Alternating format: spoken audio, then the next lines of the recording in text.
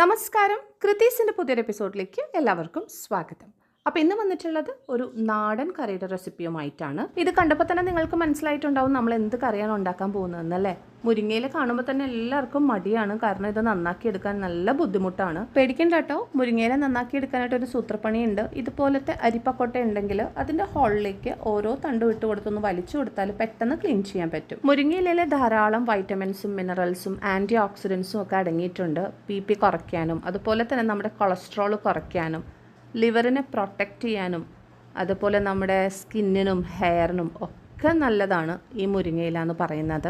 അപ്പോൾ ഞാൻ പെട്ടെന്ന് തന്നെ മുരിങ്ങയില ഒന്ന് നന്നാക്കി എടുത്തുകൊണ്ട് വരാം. ഇനി നമുക്ക് വേണ്ടത് കുറച്ച് ചക്കക്കുരുവാണ്. ഇപ്പോൾ ചക്കയുടെ സീസണൊക്കെ ആണല്ലോ, അപ്പോൾ ചക്കക്കുരുവൊക്കെ എല്ലാവർക്കും കിട്ടുന്നുണ്ടാവും.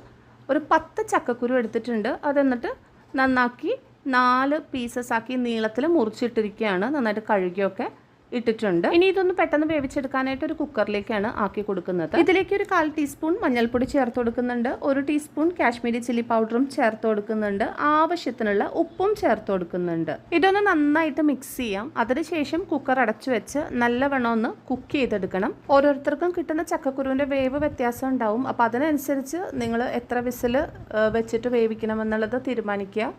എനിക്കിപ്പോൾ നോർമലി 3 വിസിലൊക്കെ വെന്ത് കിട്ടാറുണ്ട്. അപ്പോൾ നമ്മുടെ കുക്കറിൻ്റെ അവസ്ഥയും അതുപോലെ തന്നെ ചക്കക്കുരുവിൻ്റെ വേവും ഒക്കെ കണക്കാക്കിയിട്ട് വേണം നമ്മൾ വേവിച്ചെടുക്കാനായിട്ട്. 3 വിസിൽ വന്നതിന് ശേഷം കുക്കറൊന്ന് മാറ്റി വെച്ചിട്ടുണ്ടായിരുന്നു. ഇപ്പോൾ പ്രഷറൊക്കെ റിലീസായിട്ടുണ്ട്. നമുക്കൊന്ന് തുറന്നു നോക്കാം ചക്കക്കുരുവൊക്കെ നന്നായിട്ട് വെന്ത് വന്നിട്ടുണ്ടോയെന്ന്. ഈ മുളക് പൊടിക്ക് ഭയങ്കര കളറാണ് കേട്ടോ, അതാണ് ഇത് ആകപ്പാടെ റെഡായിട്ടിരിക്കുന്നത്. ഇതാ അപ്പോൾ നമ്മുടെ ചക്കക്കുരുവൊക്കെ നന്നായിട്ട് വെന്ത് കിട്ടിയിട്ടുണ്ട്. ഇത് വല്ലാണ്ട് അങ്ങ് ഉടഞ്ഞു പോവരുത്, എന്നാൽ നന്നായിട്ട് കുക്കാവുകയും വേണം. അല്ലാന്നുണ്ടെങ്കിൽ മൊത്തത്തിൽ അങ്ങ് ഉടഞ്ഞു പോയി കഴിഞ്ഞാൽ ഒരു ടേസ്റ്റ് ഉണ്ടാവില്ല. നമ്മൾ കറി കഴിക്കുമ്പോൾ നമുക്കൊന്ന് കടിക്കാൻ കിട്ടണം. വേവിച്ച ചക്കക്കുരു ഒന്ന് മാറ്റി വെക്കാം. എന്നിട്ട് നമുക്കൊരു അരപ്പ് തയ്യാറാക്കി എടുക്കണം. അതിനായിട്ട് 1/4 കപ്പ് തേങ്ങയാണ് എടുക്കുന്നത്.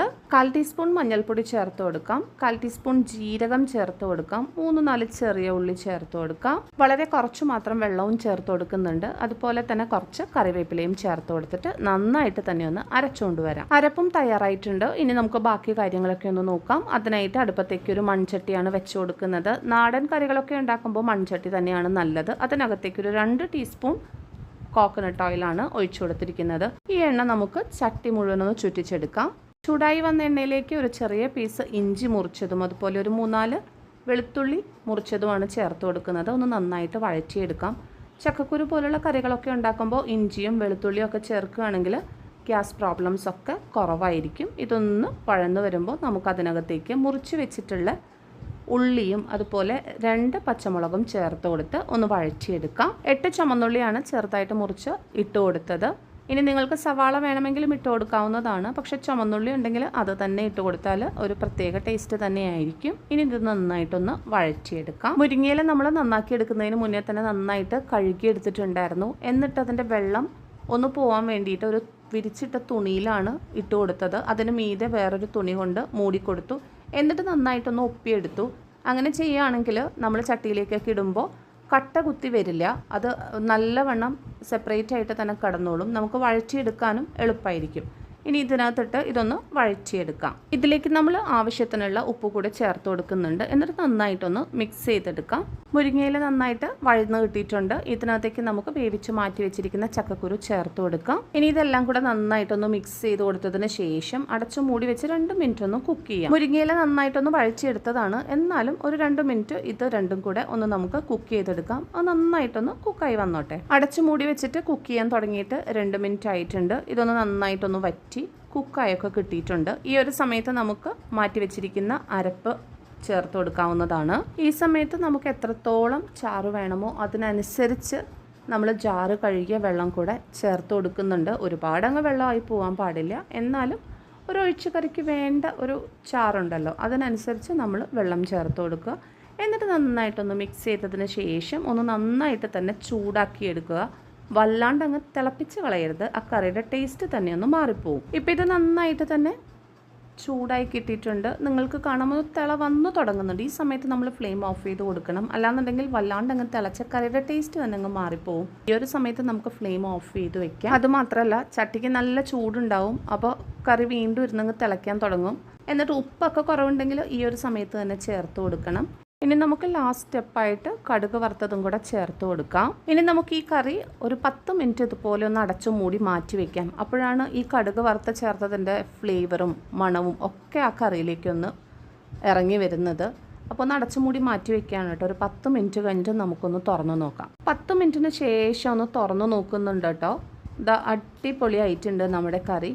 മൺചട്ടിയിലായതുകൊണ്ട് തന്നെ അതിരിക്കും തോറും ഒന്ന് കുറുകും കേട്ടോ. അപ്പോൾ അതിനനുസരിച്ച് വേണം നമ്മൾ ചാറൊക്കെ വെക്കാനായിട്ട്. ഇതിപ്പോൾ കാണുമ്പോൾ തന്നെ നമുക്ക് അറിയാം നല്ല പെർഫെക്റ്റ് ആയിട്ട് കിട്ടിയിട്ടുണ്ട്. അതുമാത്രമല്ല നല്ല ടേസ്റ്റി ആയിട്ടുള്ള ഹെൽത്തി ആയിട്ടുള്ള പെട്ടെന്ന് തന്നെ ഉണ്ടാക്കിയെടുക്കാവുന്ന ഒരു കറിയാണ്. നാടൻ കറികൾക്കൊക്കെ ഒരു പ്രത്യേക ടേസ്റ്റാണ്. നാടൻ കറികളൊക്കെ കൂട്ടി ഊണ് കഴിക്കാൻ അതിലും ടേസ്റ്റാണ്. ഒരു പപ്പടവും കുറച്ചൊരു അച്ചാറും ഒക്കെ ഉണ്ടെങ്കിൽ നല്ല അസലായിട്ട് തന്നെ നമുക്ക് ഊണ് കഴിക്കാം. ചാറൊക്കെ നമുക്ക് ആവശ്യത്തിനേ ഉള്ളൂ. വല്ലാണ്ടങ്ങ് കുറുകി പോയിട്ടില്ല. ചക്കക്കുരു ആണെങ്കിലും വല്ലാണ്ടങ്ങ് വെന്തുടഞ്ഞു പോയിട്ടില്ല. നല്ല പെർഫെക്റ്റ് ആയിട്ടാണ് കിട്ടിയിരിക്കുന്നത്. നമുക്കൊന്ന് കടിക്കാനൊക്കെ കിട്ടും. ഒരു പ്രത്യേക രുചിയാണ് ഈ കറിക്ക്. അപ്പോൾ ചക്കക്കുരു വെച്ചിട്ട് നിങ്ങൾ ഇതുപോലെ ഒരു ഒഴിച്ചുകറി ഉണ്ടാക്കി നോക്കിയിട്ടില്ലെങ്കിൽ ഉണ്ടാക്കി നോക്കിക്കോളൂ കേട്ടോ. ചക്കക്കുരു ഒക്കെ ഇപ്പോൾ എല്ലാവരുടെ വീട്ടിലും കാണുമെന്ന് വിശ്വസിക്കുന്നു. അപ്പോൾ ഒന്ന് ഉണ്ടാക്കി നോക്കുക. ഉണ്ടാക്കി നോക്കിയിട്ട് നിങ്ങളുടെ അഭിപ്രായങ്ങളൊക്കെ അറിയിക്കാനായിട്ട് മറന്നു പോകരുത്. അപ്പോൾ ഇന്നത്തെ വീഡിയോ ഇത്രയൊക്കെ ഉള്ളൂ. ഇന്നത്തെ വീഡിയോ ഇഷ്ടപ്പെട്ടിട്ടുണ്ടെങ്കിൽ തീർച്ചയായിട്ടും ലൈക്ക് ചെയ്യാനും കമൻറ്റ് ചെയ്യാനും ഷെയർ ചെയ്യാനും സബ്സ്ക്രൈബ് ചെയ്യാനും ഒന്നും മറന്നു പോകരുത്. അതുപോലെ തന്നെ സബ്സ്ക്രൈബ് ചെയ്യാതെ ആരെങ്കിലും കാണുന്നുണ്ടെങ്കിൽ ദയവ് ചെയ്ത ചാനൽ ഒന്ന് സബ്സ്ക്രൈബ് ചെയ്യുക. സബ്സ്ക്രൈബ് ചെയ്യുന്നതിനോടൊപ്പം തൊട്ടപ്പുറത്തുള്ള ബെലൈക്കൺ കൂടി എനേബിൾ ചെയ്ത് വെച്ചാൽ ഞങ്ങളിടുന്ന പുതിയ വീഡിയോസിൻ്റെ നോട്ടിഫിക്കേഷൻസ് നിങ്ങൾക്ക് കറക്റ്റായി കിട്ടിക്കൊണ്ടിരിക്കും.